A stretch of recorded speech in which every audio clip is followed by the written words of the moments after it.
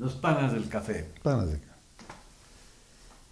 Muy buenos días, amigos, bienvenidos a Voces Azuayas en este viernes 22 de diciembre de 2023. Estamos ya a puertas de la finalización del año, el comienzo de uno nuevo, y las expectativas y las situaciones del país son muy complejas. Creo que una de las más complejas de la historia del Ecuador, con un problema económico tremendamente complicado. Las arcas fiscales están prácticamente vaciadas, la inseguridad, la violencia y la delincuencia se ha institucionalizado dentro del Estado, lo cual crea una serie de inconvenientes, y la clase política del país no termina de madurar en función de buscar acuerdos globales, nacionales, que permita sacar de este incómodo momento en el que vive el país.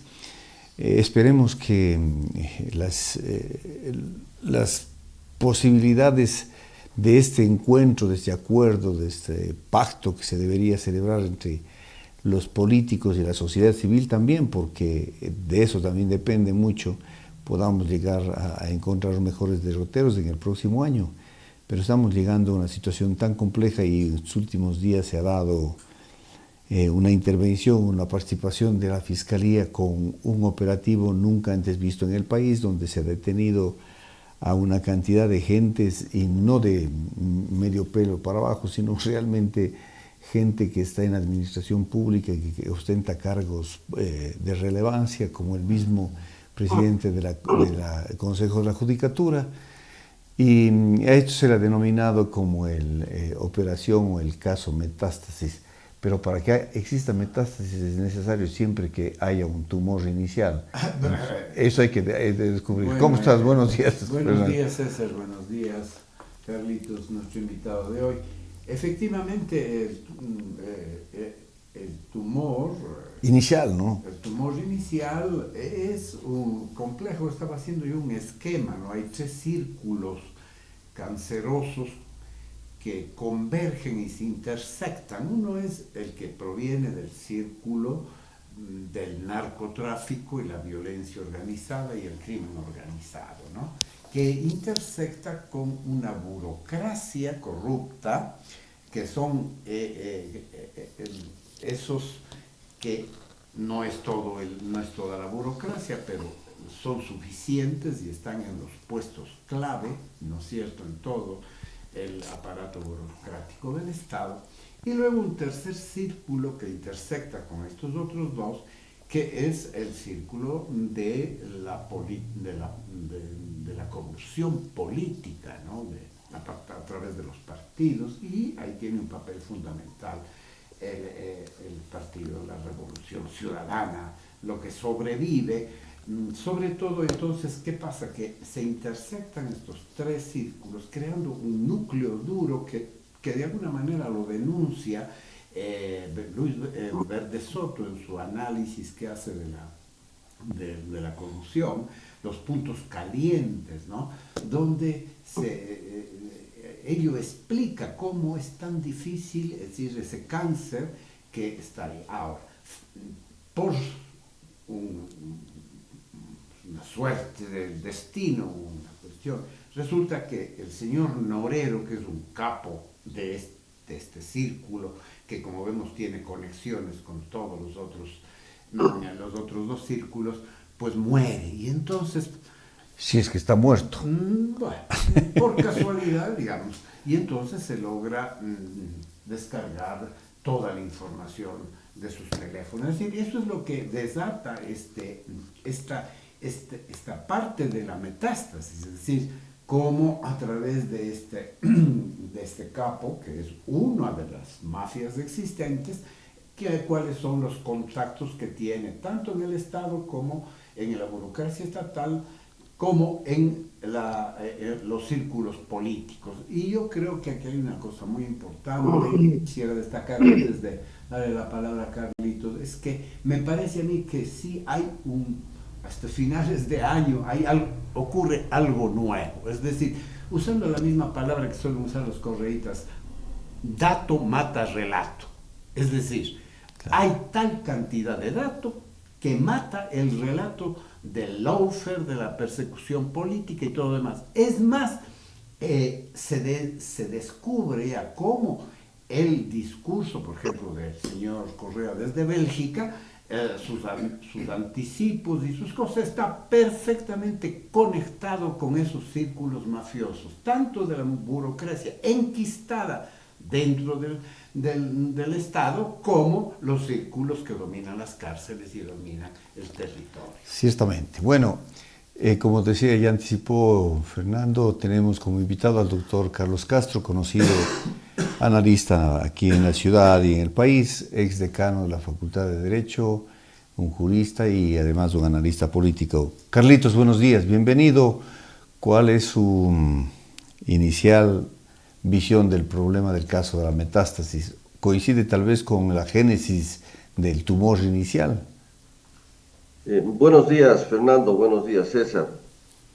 Efectivamente, yo estoy de acuerdo en este planteamiento inicial de ustedes. Toda metástasis comienza con un tumor pequeño que va luego evolucionando y va tomándose todo el cuerpo hasta que la infección vence a la resistencia del organismo y termina liquidándolo, o en definitiva haciéndole funcional a los objetivos, en este caso ya hablando en el asunto, el plano social, de esta corrupción ya total. Yo añadiría de que ¿a qué punto habrá llegado el desarrollo de la economía ligada al tema del narcotráfico, que hacía necesario que este sector de acumulación económica, que es otro sector de acumulación económica, quienes están dedicados al narcotráfico y quienes emprenden sus relaciones para instaurar negocios a partir de la alianza con narcotráfico, que necesitaban de captar posiciones políticas para mejorar las condiciones para ampliar sus negocios. De tal manera que eso es necesario tener presente.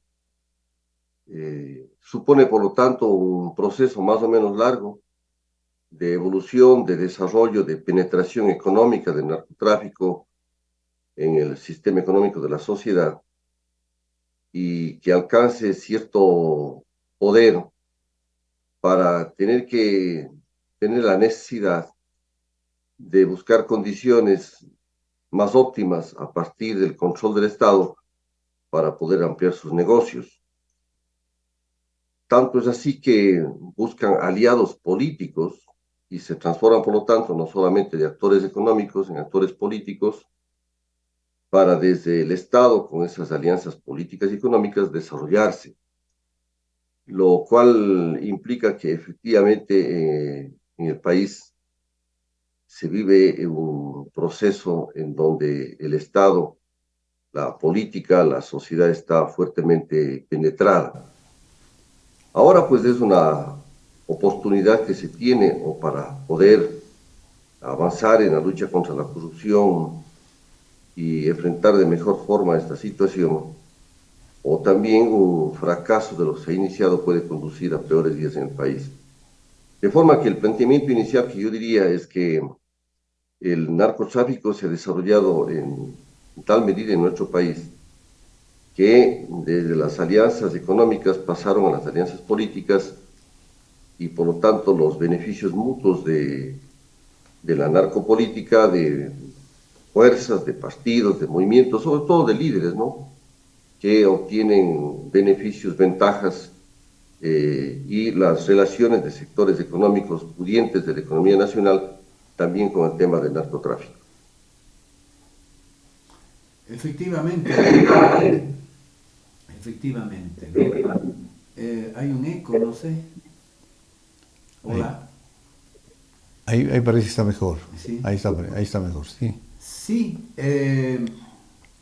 me parece a mí que hay quiere decir, este acontecimiento de la explosión o la exposición del caso Metástasis creo que tiene una importancia fundamental, porque de alguna manera todo el discurso sobre las denuncias del narcotráfico, de la narcopolítica, de todo eso, pues han sido de alguna manera neutralizados por el discurso dominante generado por la propia propaganda del narcoestado, de que no es cierto, de que no pasa nada, de que todo son persecuciones políticas, ¿no? Eso se ha expresado en todos, como caja de resonancia, en todos los espacios, ¿no? Pero la revelación del caso Metástasis muestra con tal cantidad de datos, con tales precisiones, con tales que creo que en este momento ya la credibilidad del discurso de que no pasa nada, de que todo es una persecución política, ¿no es cierto? Creo que se cae. Creo que en general en este momento mucha gente que ha seguido defendiendo ese discurso hoy día está buscando esconderse debajo de la mesa, porque la vergüenza, es decir, solo quienes no tienen vergüenza en la cara, porque como el señor Jordán y otros tipos que se atreven a demandar en el país de los derechos, que es de Estados Unidos, a la fiscal, ¿no? Para demostrar que es todo un montaje, ¿no? O sea, bueno, eso lógicamente está en la línea de la inercia del discurso de la corrupción que hemos vivido y del ocultamiento de la realidad y de la verdad, ¿no? Entonces me parece a mí que realmente los ciudadanos hoy podemos darnos cuenta de que todo lo que sospechábamos, que todo lo que se decía, se rumoraba y se suponía, la realidad realmente supera la ficción, ¿no?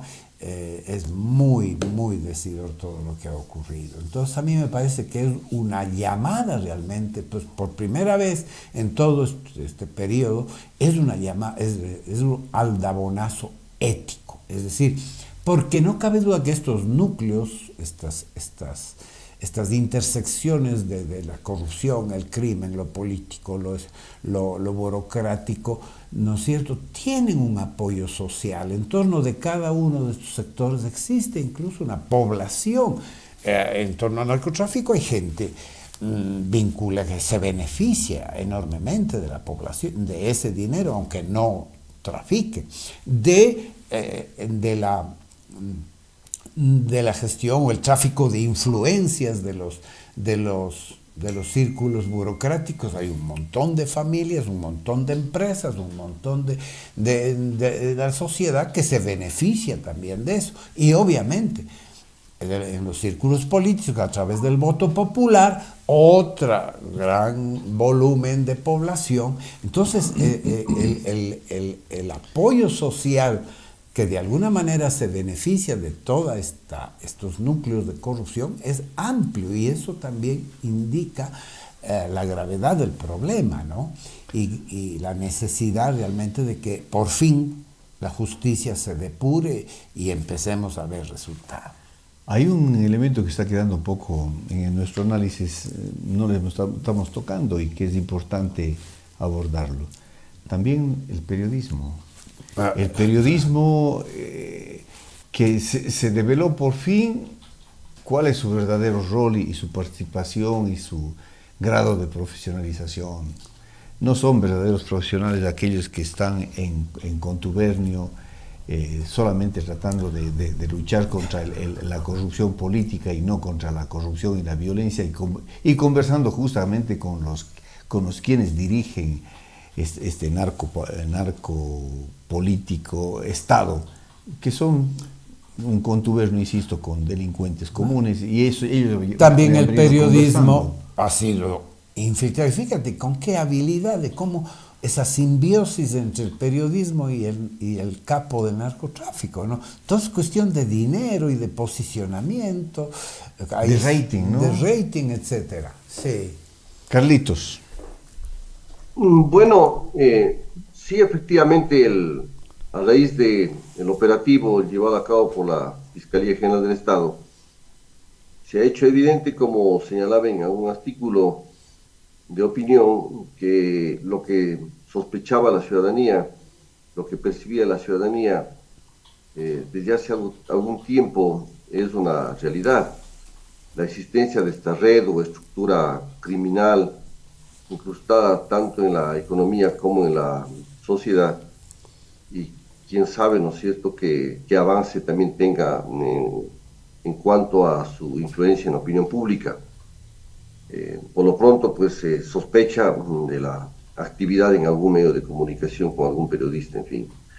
Pero, en mi opinión, el tema tiene que ir más a fondo en el sentido de que hay que mirar detrás de todo el escenario policial, judicial, de todo el proceso y de todo lo que se ha mostrado ante el país, los chats, las informaciones, las relaciones, contactos, más allá del escenario, hay que entrar más a fondo para identificar qué es lo que está pasando, insisto, en la economía nacional y en la política. Porque hay que establecer claramente esos vínculos, esas relaciones.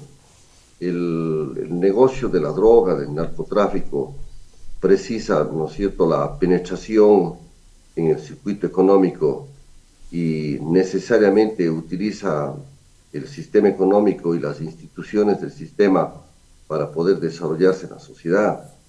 Y por supuesto también de aliados estratégicos, y allí se desarrolla toda una fuerza económica, sectores económicos poderosos vinculados justamente al tema del narcotráfico.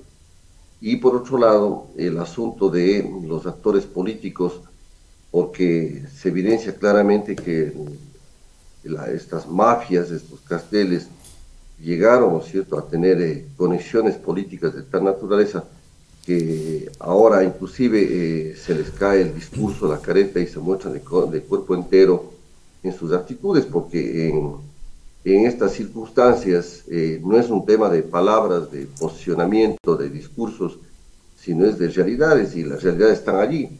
¿Cómo imaginar que ante la necesidad de un respaldo a la acción de la fiscal general del Estado se esté de acuerdo o no con ella? Pero en las circunstancias concretas, ¿cómo es posible entender que sectores políticos, unos se abstengan y otros voten en contra de ese respaldo? Yo puedo comprender de que un partido, un movimiento político, pues sí, tenga un concepto tal o cual de la persona de la fiscal, de quien está hecho cargo de la Fiscalía General del Estado. Pero ya en la acción concreta, en el momento concreto, a la hora de las definiciones, yo me he quedado atónito, como se habrán quedado muchos sectores ciudadanos, de que estas dos fuerzas políticas, la una Pachacuti se abstenga y en otro caso la Revolución Ciudadana, vote en contra. Esa es una situación muy grave y que nosotros no podemos olvidarnos, y se debería colocar este elemento en el debate nacional.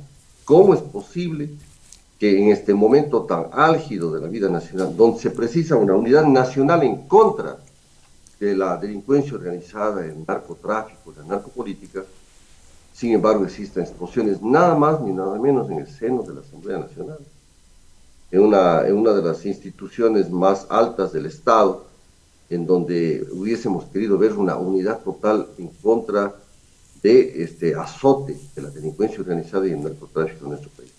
Pero no ha sucedido aquello. De forma que esto trasluce hasta dónde llega, ¿no es cierto?, la influencia de estos sectores poderosos. Y porque, como bien se decía aquí, no es pues un tema de un momento al otro. Ya se denunciaba desde hace mucho tiempo estas relaciones políticas de algunos sectores, personajes de la vida nacional en relación con el narcotráfico, en cuanto facilitaron o posiblemente, ¿no es cierto?, entraron en negocios con este sector a partir de los negocios que realiza el Estado. No es de la noche a la mañana, entonces esto, lo que se venía diciendo en el pasado, esas sospechas, de esas relaciones, un montón de fotografías, etcétera, pues no ha sido casual. Y lo que venía aconteciendo en el país, la liberación de delincuentes, en las cárceles transformadas efectivamente en sitios donde administraban el gobierno de las cárceles, los mismos sectores mafiosos, delincuenciales, hasta llegar al tema del asesinato político. Todo esto no ha sido nada casual.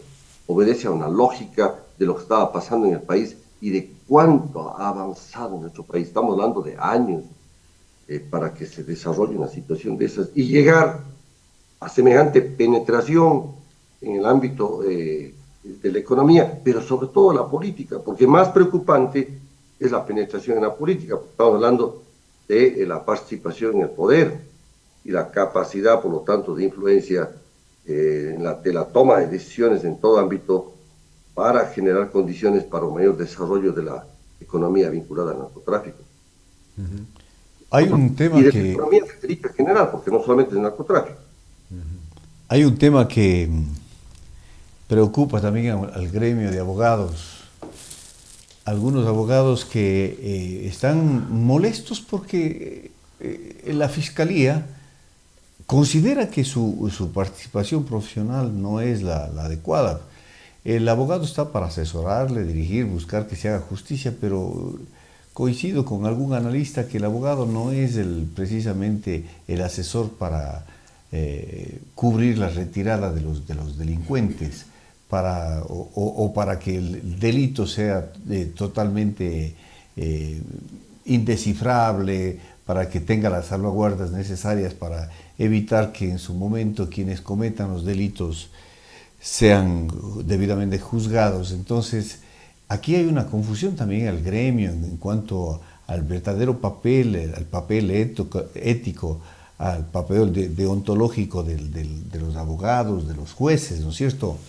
¿Cómo nos hemos quedado atónitos al ver cómo algunos jueces están asesorando a los abogados, cómo plantear las acciones de protección, etcétera? Es que el núcleo duro operativo del cáncer metastásico tiene una serie de contactos con la sociedad civil, profesional, etcétera, empresas, profesionales, etcétera, etcétera. Entonces, claro, en la medida en que la atracción gravitatoria, podemos decir, del poder de la mafia capta a los satélites de la sociedad, ¿no es cierto? Estos se pasan de su ejercicio profesional legítimo, defender todo el mundo tiene derecho a la defensa. Así es. Pero pasan a ser operadores de la propia mafia, ¿no?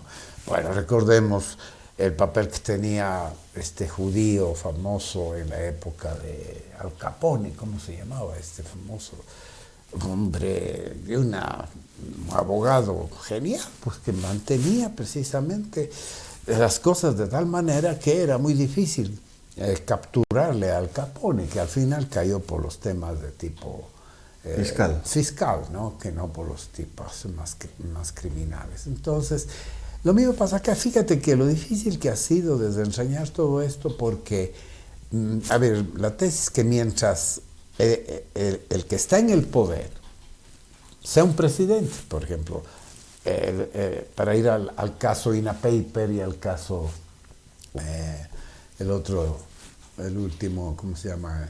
El de Troya. El del caso Encuentro y León de Troya, ¿no? Mientras el poder está en el poder, tiene sus mecanismos para impedir la investigación, para neutralizar la investigación.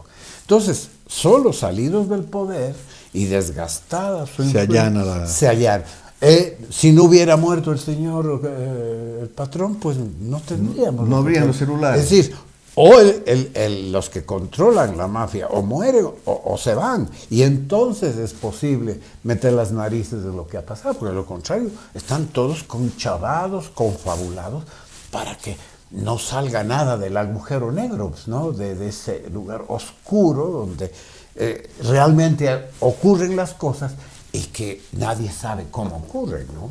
Por eso quiero preguntarle al jurista reconocido, particularmente creo que también por Fernando, como un gran jurista y un hombre ético, que es Carlos Castro, ¿cómo ve esta situación, situación en la que se encuentran algunos abogados que están viendo que de pronto la Fiscalía está comenzando a determinar que su ejercicio profesional no es el adecuado y han transgredido hasta el nivel de la corrupción? ¿Cómo ve como abogado y como jurista, Carlos?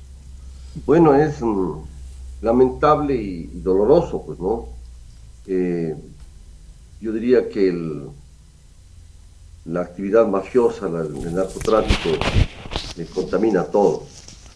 Y entran todas las profesiones para el auxilio como actores, coautores, asociados en esa actividad. Vivimos una época donde la ética profesional está por los suelos. Y claro, en el caso de los abogados es más lamentable porque somos auxiliares de la justicia, parte del funcionamiento del aparato judicial en el ejercicio de la defensa, en el ejercicio de las acciones que se tienen que implementar para defender los derechos ciudadanos. Y que los abogados pasen a ser no defensores, sino estar metidos en el aparataje de las mafias de narcotráfico es ciertamente lamentable. Yo creo que este es el culmen también, no es el punto de partida, es el punto de llegada de la corrupción que se venía anotándose dentro de la función judicial y en la que hay que señalar con autocrítica, tenía también su participación y su responsabilidad los abogados. Por eso es necesario que se fortalezcan los colegios de abogados, los tribunales de ética de los colegios de abogados, y en general tomemos una actitud tremendamente autocrítica de reconocimiento de esta perversión de nuestra noble profesión. Y hay que aceptar esas situaciones, si no, no podemos convalecer. Se ha prostituido el ejercicio de nuestra noble actividad profesional. Entonces hay que recobrar la ética y para eso hay que reconocer lo que está sucediendo. Muchos sectores se resistían inclusive a esa necesidad de control a través de las leyes del propio ejercicio profesional. Y yo he mantenido una posición que es la misma, en el sentido de que sí, como cualquier otro sector ciudadano, necesitamos controles, porque a la final no se puede solamente esperar, ¿no es cierto?, de la calidad ética de las personas, sino que también las leyes tienen que actuar y que todo el mundo esté controlado y que no se desborde la situación profesional. Pero todos hemos señalado el ambiente en que se desenvuelve la función judicial y también los abogados. Insisto, hace falta mucha autocrítica, para poder salir adelante. Y eso es importante, reconocer lo que está sucediendo. Los abogados tenemos que tomar conciencia que así no podemos llegar a ningún lado, ¿no? Y la incredulidad de la sociedad y ser parte de un mecanismo de corrupción es tremendo. Y claro, cuando me refiero a los abogados también hay que referirnos a otras profesiones, ¿no? Profesiones que han mercantilizado tanto su actividad, como el caso, por ejemplo, de la sección médica. Es un mercantilismo y una acumulación económica tremenda. ¿Dónde quedó su compromiso con la sociedad, su juramento hipocrático, su servicio a la sociedad, su servicio a los más débiles, cuando todo se traduce en dinero? Y definitivamente los servicios privados están fuera del alcance del bolsillo de la ciudadanía, de quienes más necesitan servicios especializados de profesionales. Claro que tienen el derecho a tener una vida digna, efectivamente, inclusive hablemos directamente, recobrar el costo de su capacitación, etcétera, etcétera, pero de allí a que haya una suerte de actitud desalmada frente a la ciudadanía no está bien. Además, hay que empezar a las Carlos, cosas en orden en nuestro país, ¿no? Carlos, en esto de la parte médica sí tenemos que ser claros. Y ya usted ha apuntado muy bien el asunto de la mercantilización de la medicina. Pero no solamente es eso, sino cómo se ha prostituido, porque se ha vendido a los intereses mafiosos también. A veces hay médicos que están prestos para emitir certificados de salud para que el delincuente o el que está buscando algún habeas corpus para salir de la cárcel se vea favorecido. Eso es no solamente la mercantilización, insisto, sino la prostitución mismo ya de la medicina, porque por unos cuantos dólares que se les entrega, pues son capaces de decir lo que no es realidad o exagerar algún asunto para favorecer a tal o cual persona detenida, Carlos. Sí, son temas de mucha sensibilidad, a veces nadie quiere hablar, pero hay que hacerlo. E insisto, están todas las profesiones, igual los profesionales de la ingeniería o la arquitectura, en fin, que están metidos, ¿no es cierto?, en contrataciones corruptas o que realizan las obras sin la calidad necesaria. Yo diría, a nosotros las universidades nos educaron en función del servicio, ¿no? Y nos sensibilizaron de esa manera y nos impregnaron un humanismo en cuanto a cómo se tiene que ejercer la profesión. La profesión no es estricta, no tiene como finalidad acumular dinero. No puede ser eso, es un servicio fundamental. Y el pueblo nos ha costeado nuestra profesión. Pero creo que todo eso fue cediendo paso a la otra percepción. Si se pregunta a muchos jóvenes por qué quieren ser médicos, por lo exitoso de esa profesión para acumular dinero. Eso es terrible. O sea, ¿dónde llega el tema de la percepción, de la concepción humanista en el asunto de la atención de la salud y del dolor humano? De forma que hay que poner mucho acento en lo que está ocurriendo y, por supuesto, las universidades tienen que observar esta situación y poner énfasis no solamente en el tema educativo, sino en la formación ética de los estudiantes. Las universidades tienen que ver mucho en esto. La academia no solamente es transmitir cuestiones teóricas, investigaciones, no, la academia, además de educar, tiene que formar. Y por lo tanto los estudiantes y profesores tienen que entrar en un proceso de diálogo para reflexionar de temas vitales. Más importante es que a veces en una clase se reflexione sobre los grandes problemas del país y las calamidades éticas que la propia teoría. ¿Qué sacamos formando sabios o profesionales con altísima técnica o capacidad si es que en la vida profesional esas profesionales están metidos en la corrupción o simplemente son máquinas de hacer dinero? ¿Qué ha sacado la sociedad con eso?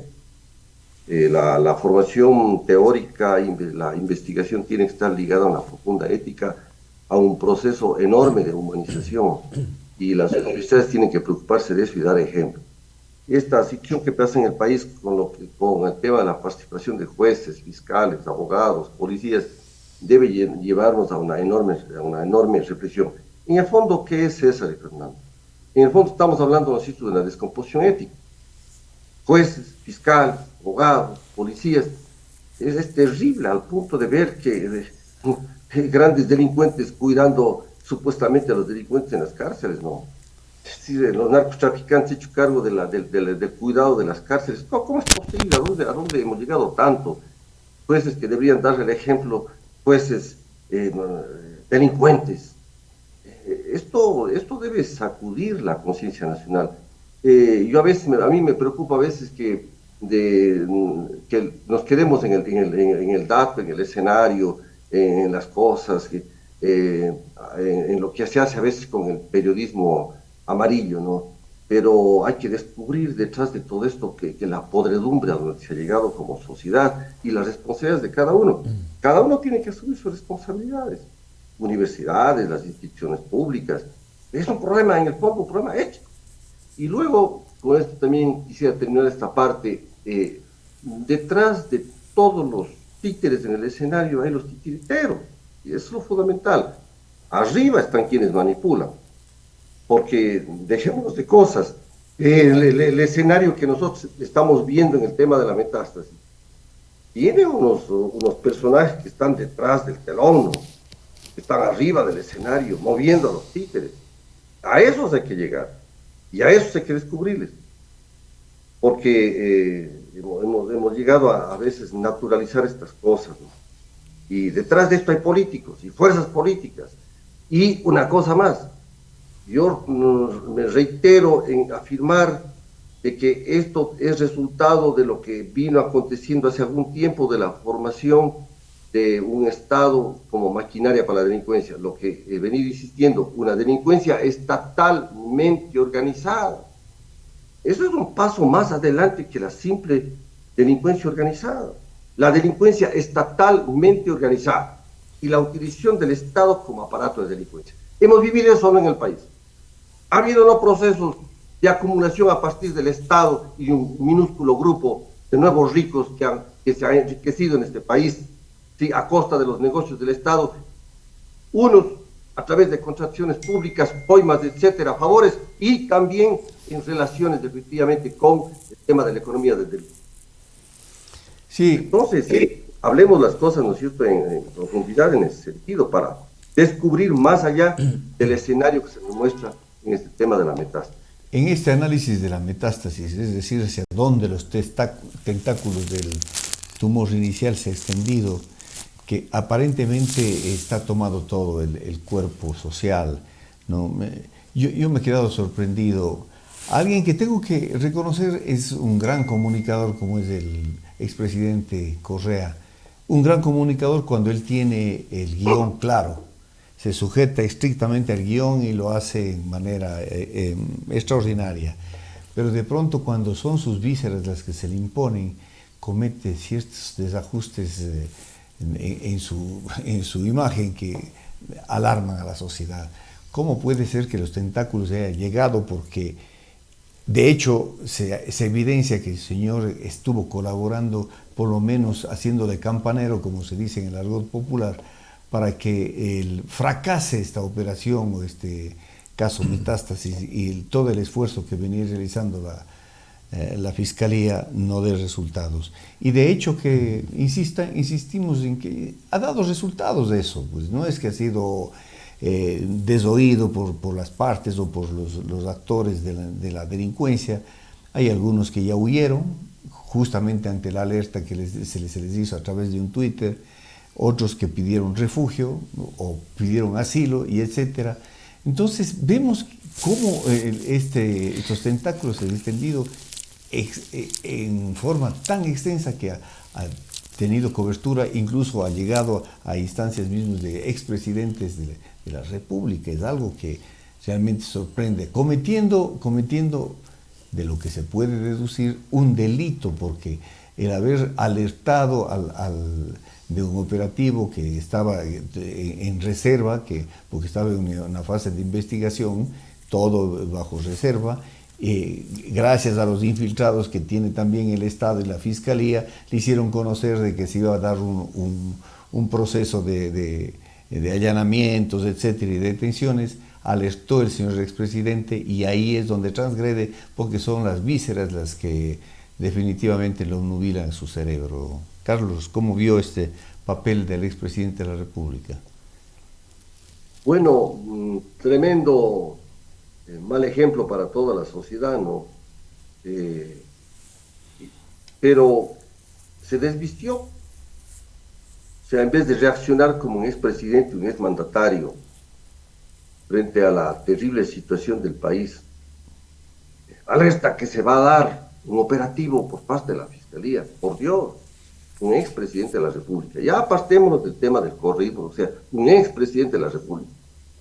Cualquiera que sea un expresidente de la República no puede tener esa actitud. Alertar de que se está yendo a dar un operativo por parte de la fiscal 10/20. ¡Qué terrible! O sea, ¿cuál es el mensaje, por favor? Alertar.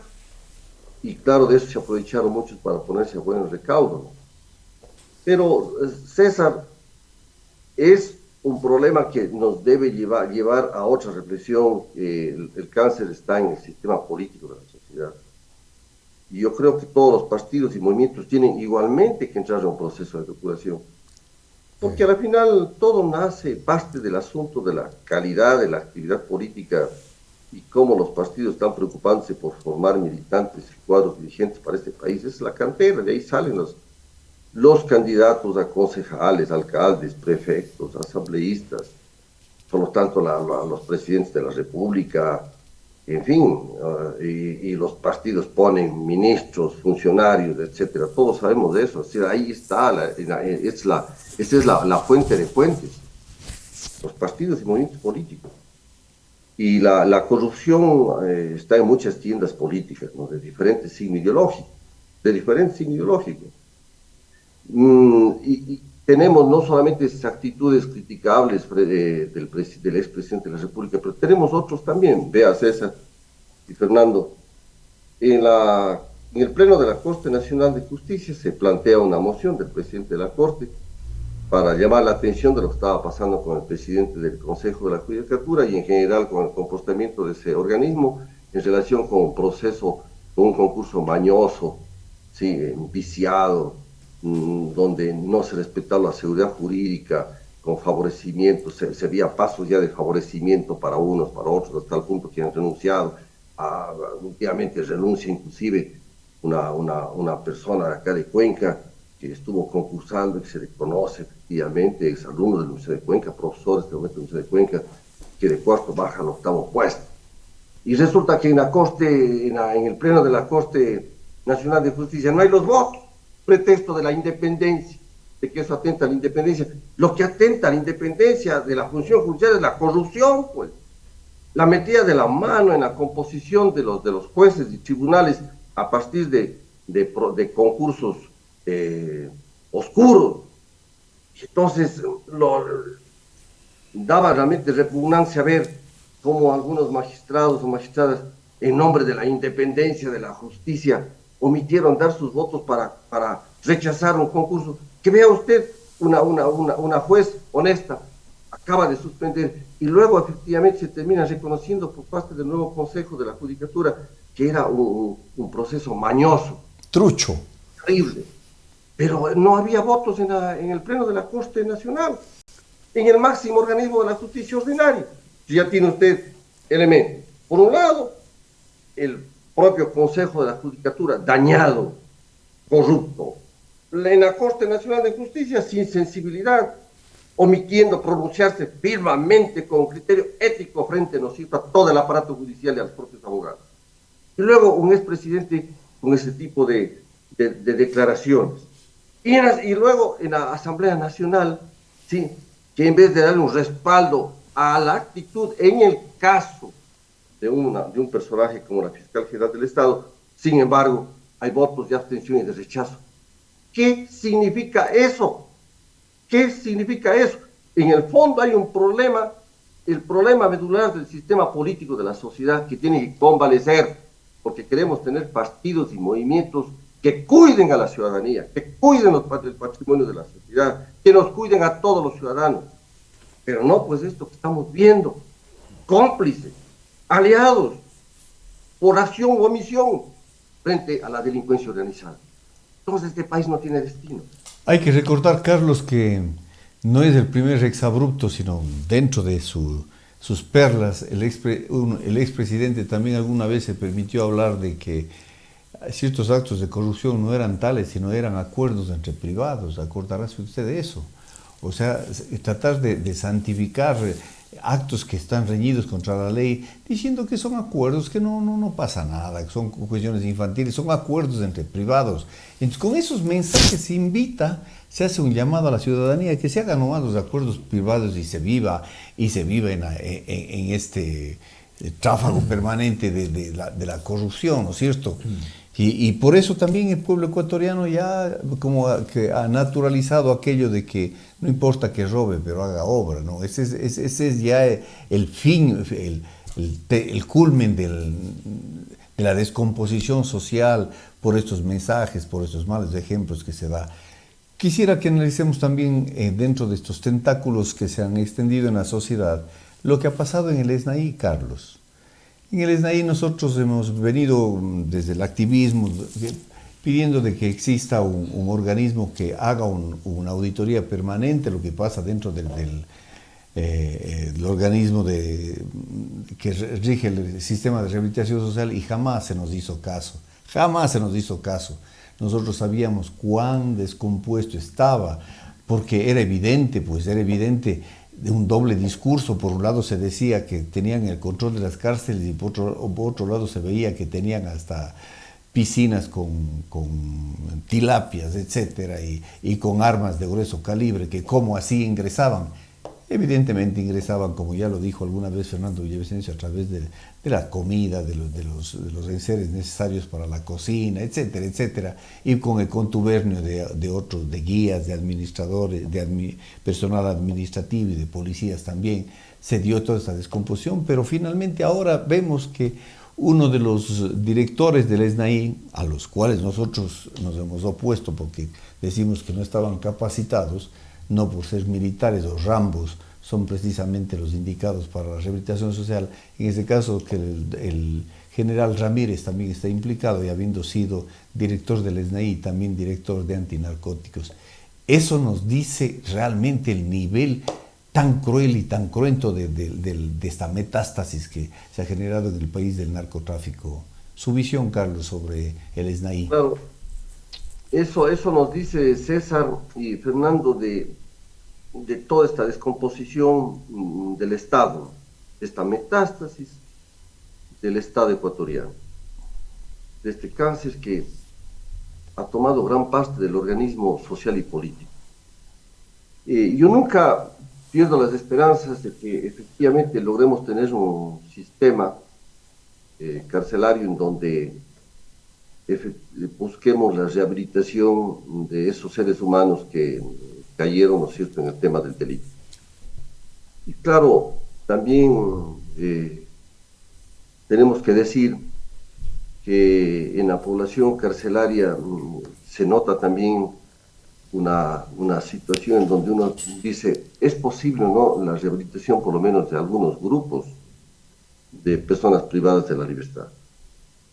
Y tenemos que aceptar de que posiblemente ciertos sectores, ciertos ciudadanos que están allí, pueden ser susceptibles de una reeducación y convalecer moral y éticamente y poder regresar a su actividad dentro de la sociedad. Pero por otro lado se ven conductas tan crueles a raíz de las matanzas carcelarias que uno se pregunta hasta dónde es posible la reeducación de esos sectores. Tema gravísimo. Entonces, para este segundo grupo yo creo que hay que buscar efectivamente edificios, instalaciones donde haya una mayor capacidad disciplinaria férrea, eso es fundamental. Y luego, para otro grupo, creo que hay que acentuar en las políticas del Estado frente a una verdadera reeducación, que siempre es el tema ético y moral. Yo conocí usted creo que igualmente César conoció a una persona aquí en Cuenca que era directora del Centro de Rehabilitación Social, que puso mucho compromiso en su acción con los presos. Evidenciaba un inmenso amor por desarrollar una acción frente a personas que necesitan a veces un profundo amor, afecto, quizás conducirles en la reeducación por ese espíritu, ¿no? Sacarles del odio, de la crueldad, de la venganza, del resentimiento y conducirles con afecto a otro camino. Pero esa es realmente una excepción. Pero yo digo que junto a la capacidad técnica de personas que deben encontrarse para que se hagan cargo de estos centros de privación de la libertad, hay que escoger personas que tengan también una tremenda sensibilidad humana. Lo uno y lo otro, porque también estos temas implican el retomar un compromiso con sectores tan difíciles de la sociedad. Lo que no se puede seguir permitiendo es que el Estado haya perdido la soberanía en el gobierno, en la administración de las cárceles, que es terrible, que sigan administradas por los propios reclusos, eso es bárbaro. Las cosas hay que poner en su sitio y hacen falta acciones drásticas, sí, eso tiene que hacerse porque de ahí proviene, ¿no es cierto?, se generan la planificación el comando operativo de los crímenes están fuera de la sociedad y eso no se puede aceptar. Como alguna vez había señalado, son ellos o nosotros, o sea, estamos también ante esa situación, hay que decir con claridad, ¿no? Quisiéramos que juntos salgamos de esto, pero sí tiene que entender, esos sectores se han desviado de la sociedad, que no puede tolerarse una situación donde ellos puedan administrar las cárceles y el Estado tampoco. Eso no es dable. La democracia es una y tener mano firme para afrontar los temas que atentan a la democracia es otra. Y estamos en una situación donde hay que tener mano firme. Y eso no observo tampoco. Será pretexto también para no actuar. Pues a ver, que seamos sensibles, humanos, que nos dotemos del inmenso cariño por el prójimo para actuar en cada una de sus funciones es una cosa. Pero otra cosa es que dejemos de cumplir las responsabilidades en situaciones donde hay que actuar con firmeza, porque si no se escapa todo, y eso también no se ve. No, que en las cárceles siguen con armas, pero ¿por dónde entran las armas? El tema, volvemos a lo mismo, es corrupción.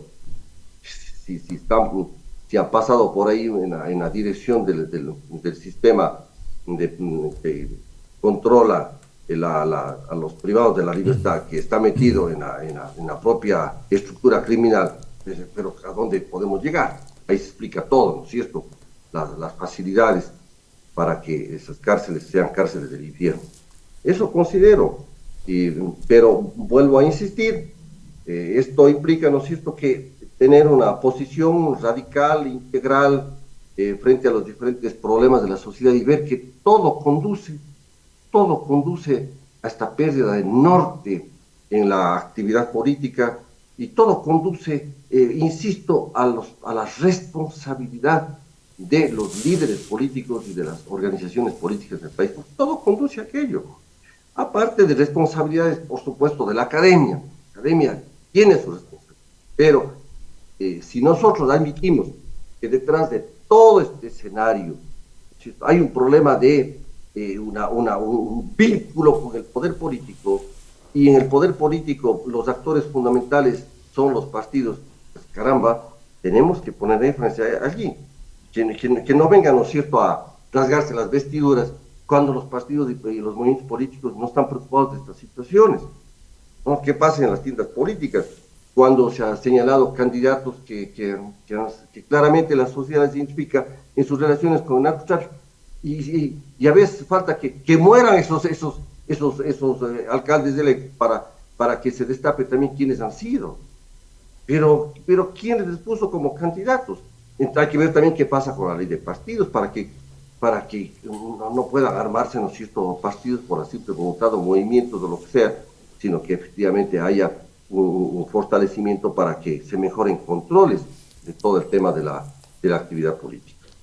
Dentro del análisis de los alcaldes que usted está haciendo, intriago que un momento todo el mundo se condolió, personalmente también me dolió mucho saber que un gran alcalde, eso se veía, había sido sacrificado por estas mafias y masacrado, muerto. Y bueno, ahora se ve que también había nexos, ¿no? Duele más todavía. Duele más. Y ahora que aparezca una alcaldesa de por ahí, de algún cantón de la costa, haciendo con el mismo discurso que tenía el Mashi, no le conozco, nunca he estado, etcétera. Tratar de salir del paso, del atolladero, decir, no, si yo nunca ni le conozco. Y la señora fiscal, bueno, tiene que hacerlo, pues dice, oiga, deje de ser cínica, en definitiva.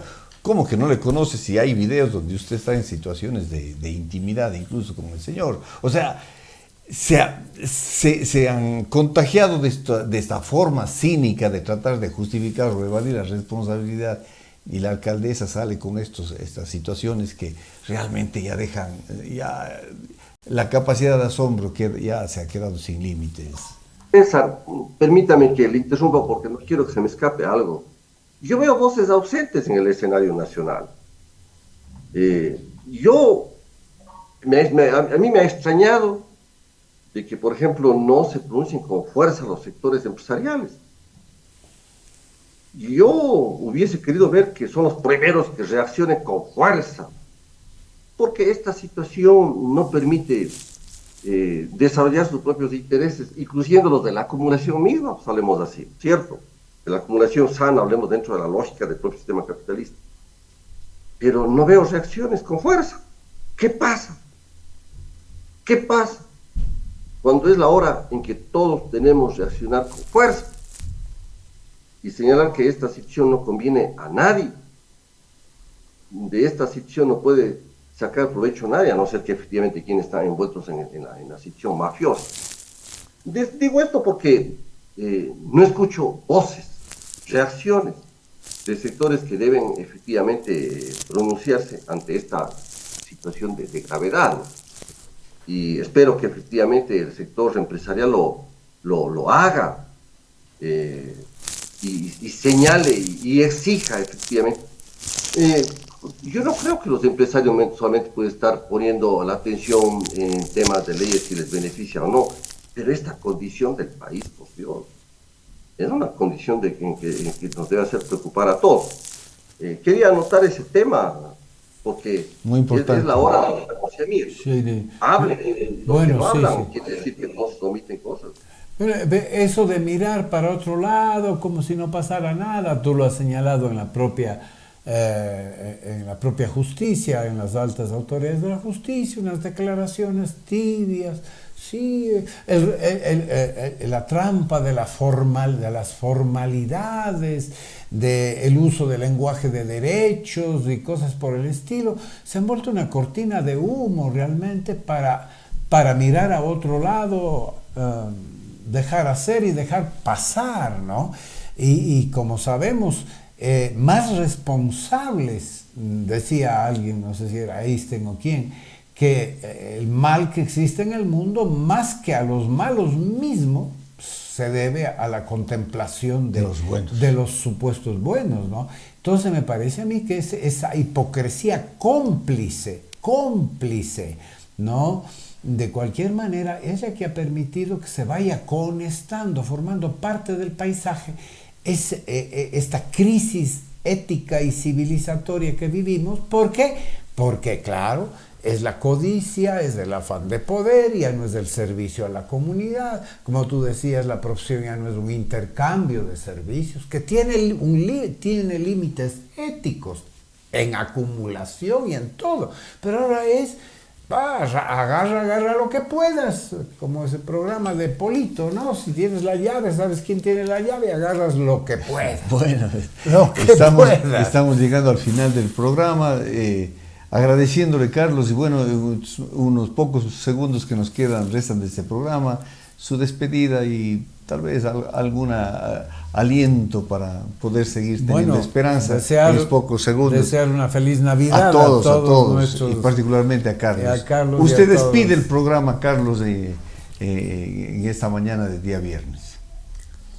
Bueno, no podía ser sino el mensaje final es que en esta Navidad aprovechemos para hacer una reflexión profunda, que volvamos a recobrar la esperanza, reflexionar mucho sobre ese mandamiento fundamental del amor al prójimo, que tenemos que convalecer y qué podemos esperar, que tengamos condiciones para vivir en paz, con salud, que no nos falte el pan, y sobre todo que podamos vivir en armonía, que tengamos el derecho real a la felicidad, que convivamos con armonía con la naturaleza.